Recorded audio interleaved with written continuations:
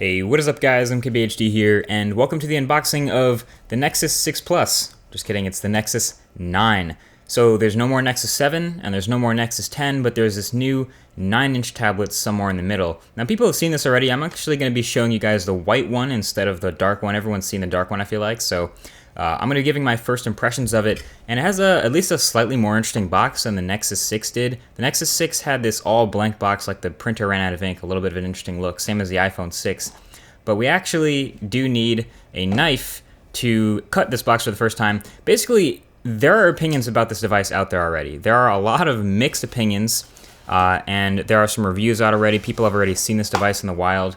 And it's gotten some really interesting critiques because, well, first of all, there was a software update recently that came out for it, and a lot of those reviews went out, I guess, before the software update because they had review units. But this is going to be my honest first impressions of using this little tablet for the first time, and I'm someone who's used similar tablets like that. So this is it. This is the white Nexus 9, but I'm going to, first of all, let's just take this plastic off, as we do in all our reviews. And it does look, again, very similar to that Nexus 5. So if you've seen my Nexus 5 videos, you see the little protruding flash up here in the camera and that white look. It says Nexus sideways. But overall, I think it looks pretty cool. But let's place this aside just for 1 second while we get to whatever else is in the packaging. So blue Nexus packaging this time. Nexus 6, if you saw that video yesterday, was red.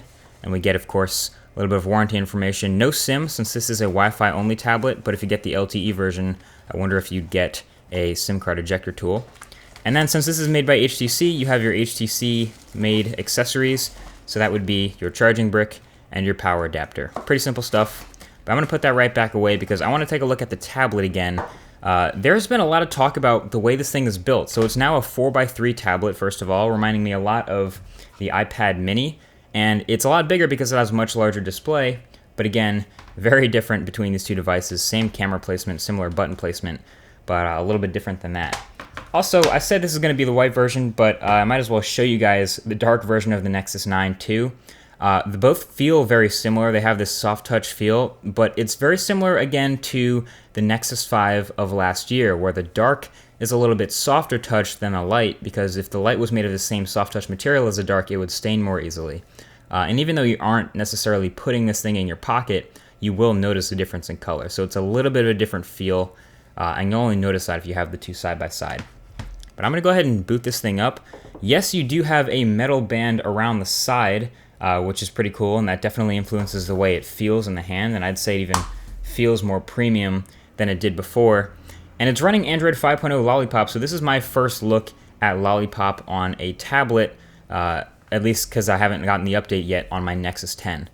So I'm going to go ahead and change angles here and get this thing set up and take a deep dive into what looks like a new OS for me. Alright, two things I've already noticed since startup. Number one, when I was putting in my Wi-Fi password and just using the keyboard, the tactile feedback just from the vibration motor in here felt really chill, really nice, and probably a lot better than any other tablet I've ever used, period.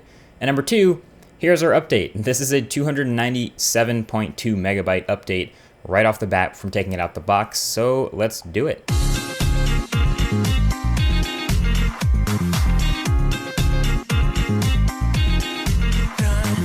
So here we have it. This is our first look at Android 5.0 on the Nexus 9. Now again, while I was setting it up, I was just messing around with it, seeing how it feels in the hand. It's obviously not going to be a one-handed tablet with a 9-inch screen, but if you have big enough hands, I mean, this is a lightweight thing anyway, so it's not that unwieldy to hold and flail around, I guess. High-resolution display. It's a little bit squishy on the back. Maybe not squishy, but it does have a little bit of give. And some other people have shown this before, maybe not talked about it in depth that much in their reviews, but it's definitely a little bit there. It's built really different from any metal tablet you've seen. And these buttons are very shallow. I wish they were a little more tactile. But I click that power button, you swipe right in. Of course, these big front-facing speakers are going to give me some awesome audio. I'll let you know how they sound compared to other things like the boom sound speakers of the One M8 and others, but essentially we're going to see how this compares to the Nexus 6 and other tablets. I'm going to open up a couple of apps here because I didn't actually do that on the Nexus 6 video, which if you haven't seen that yet, you can check that out. The calendar looks pretty, well, it looks different from the previous generation app. I'll open Gmail 5.0 because that's also different. You can see this looks super different from the way it looked before. I do have Inbox, but I feel like I've started using Gmail again more just because I like having a little bit more control. You have Google Play Music. Again, you have all these new icons. A lot of people have talked about this being a sort of a blown up version of the phone interface, and a lot of the things you do see here will remind you of the Android 5.0 experience on your phone, except for when they use multiple columns. But overall here, I'm enjoying the experience because I happen to be a fan of the way stock Android looks and feels. Other than that, I am game to talk about just about anything that people have seen in other review videos. You might have watched other videos and reviews about that. If you have any clarifications you want to ask about there, I'm game to talk about that. And if you have any other curiosities about other things with this tablet, I'm game to talk about that too. I'll check out the calendar just so we can see that color changing background again. Pretty neat, even though it's not exactly a late hour. What else? Google Fit. A lot of the stuff is going to ask me to sign in because this is a brand new account. But yeah, you'll see this is very lollipop-ish with all the animations and things all over the place. Multitasking, Google Now.